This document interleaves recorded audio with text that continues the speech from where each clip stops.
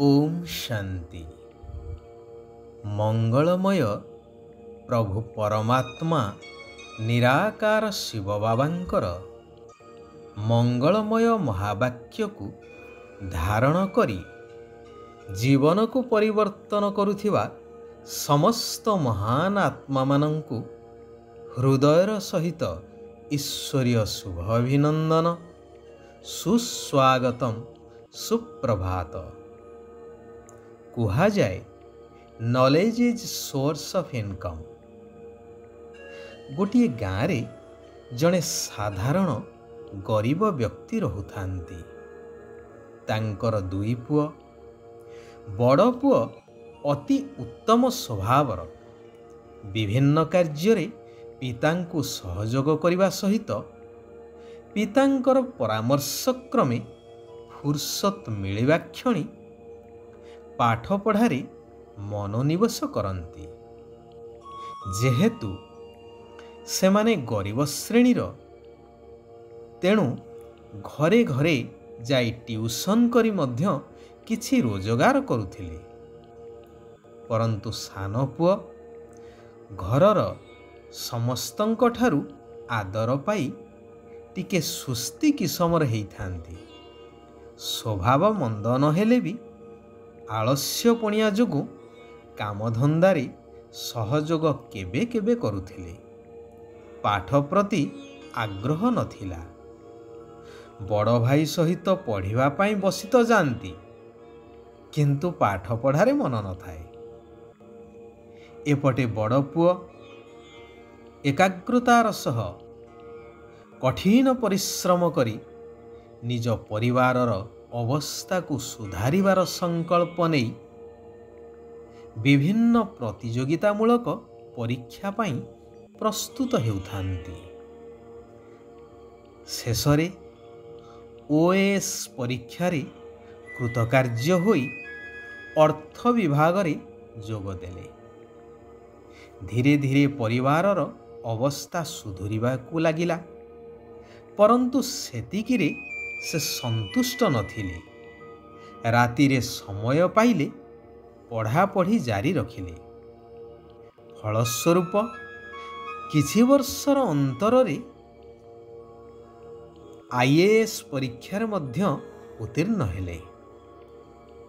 व्यक्ति जनक बहुत खुशी हेले कि तांकर बड़ पुओ आज समस्त दुख को निवारण करि पारुछि।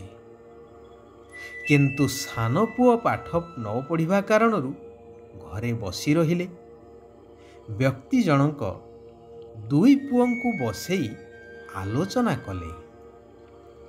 पितांक परामर्श क्रमे सान भाई को एक व्यवसाय करई रोजगारक्षम करई देले बड़ भाई। कठोर परिश्रम एवं शिक्षा द्वारा निजे रोजगारक्षम हो पारिबारु तांकु तो खुशी लागुथिला एवं परिवार को मध्य रोजगारक्षम करई पारिले। सेथिपाई आहुरी मध्य आनंदित हेउथिले। सारा परिवार सुख शांति रे हसी उठिला। एठारे मध्य सारा विश्वर आत्मा मानंकर पिता परमात्मा कहउछंती, मिठा संतानगण, एबे मु आसीछि तुमको श्रेष्ठ मत देई सदा काल पाई सुखी आउ शांत करिबा पाई। तेणु मो मत अनुसारे चाल। एही पाठ निजे भल भावरे पढ़ी अन्य मानंको मध्य पढ़ाओ। तेबे सदा काल पाई सुस्थ एवं संपत्तिवान होइजिबो। अर्थात जेपरि केही डाक्तरी बा इंजीनियरिंग पढ़ी डाक्तर बा इंजीनियरटिए होइथांती, सेही भली एही ईश्वरीय विश्वविद्यालय रे पाठ पढ़ा द्वारा तुमको ईश्वरंक समान अर्थात देवी देवता करी सत्य त्रेतया दुई जुग सर्वगुण संपन्न 16 कला संपूर्ण संपूर्ण निर्विकारी अहिंसा परम धर्म मर्यादा पुरुषोत्तम होई पारिबो। सर्वदा सुख शांति भरा संपत्तिवान समस्ते हेबे। दीर्घायु सुस्थ एवं सुंदर शरीरर अधिकारी समस्ते होई पारिबे। दुख अशांतिर चिन्ह मध्य रहिब नाही। अकाल मृत्यु तो नथिबो, जेउथिपाई देवी देवता मानंकु अमर बोली मध्य कुहा जाए। एही भली ईश्वरीय सेवा करिवार अर्थात सारा पुराणा दुनिया को परिवर्तन करी नूतन स्वर्ग दुनिया रे परिवर्तन करिवार कार्य रे निजकु शामिल करिवार सुजोग सारा कल्प मध्यरे अर्थात 4 युग मध्यरे एही समय ही सर्वश्रेष्ठ अटे। एही समय रे ही मिली थाए जहाकू पुरुषोत्तम संगम युग बोली कहा जाए। जहाकू केबे हेले हरेइबा अनुचित एही ईश्वरीय सेवा करि चलिबा दरकार। एही समय एही श्रेष्ठ ज्ञान आधार रे मनुष्य आत्मा मानंकु देवात्मा करिवार मध्य सुजोग मिली थाए। जिए जेते एही कार्य रे निजर तन मन धन समय संकल्प सबुथिरे सहयोगी हेबो, से सेते उच्च पदर अधिकार को प्राप्त करि पारिबो सेही नूतन सृष्टि रे। तेणु बुद्धिमान होई एही ईश्वरीय सेवारे लागि जिबा उचित। वास्तव रे एहा तो दुनियार सबुठु बड़ सौदा। जेहेतु वर्तमान भगवान माता एवं कन्या मानंकु एही कार्यर मुख्य दायित्व अर्पण करिसंती, तेणु विशेष करी कुमारी मानंकु एही ईश्वरीय गवर्नमेंटर सेवा करिबा आवश्यक। सेही मानंक द्वारा समस्तंकर ही कल्याण होई पारिबो। सेथिपाई तो गायन अछि, कुमारी सीए जी 21 कुलर उद्धार करिथाए।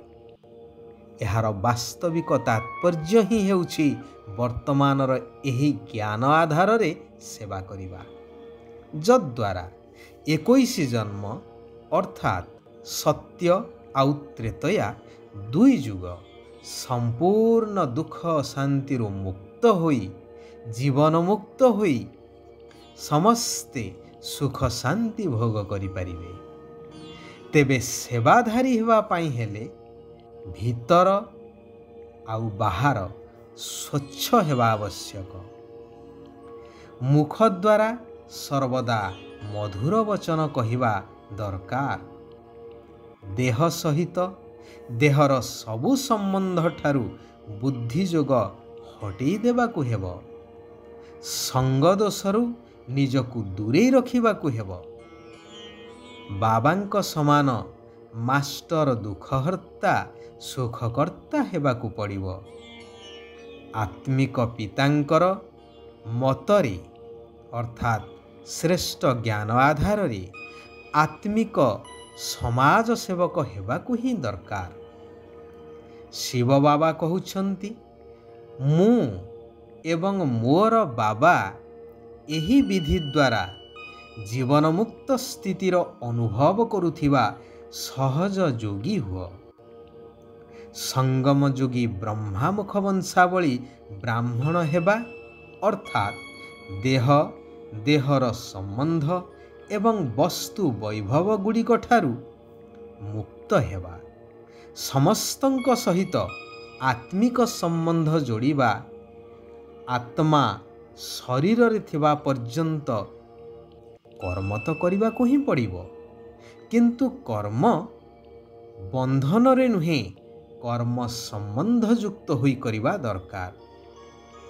सुनारू जेपरी खाद बाहर करिबा पाई नियारे पका जाई थाए, ठीक सही भली मु एवं मोर पणियार खाद आत्मा रूपक सुनारू ବାହାର କରି ସଚ୍ଚା ସୁନା ହେବା ଦରକାର। ଆଚ୍ଛା, ଆଜି ପାଇଁ ଏଇଠାରେ ଆମେମାନେ ବିରାମ ନେବା। ଆସନ୍ତାକାଲି ପୁନଶ୍ଚ ଆମେମାନେ ଏକତ୍ରିତ ହେବା ସେହି ମହାବାକ୍ୟର ଆଲୋଚନା କରିବା ପାଇଁ।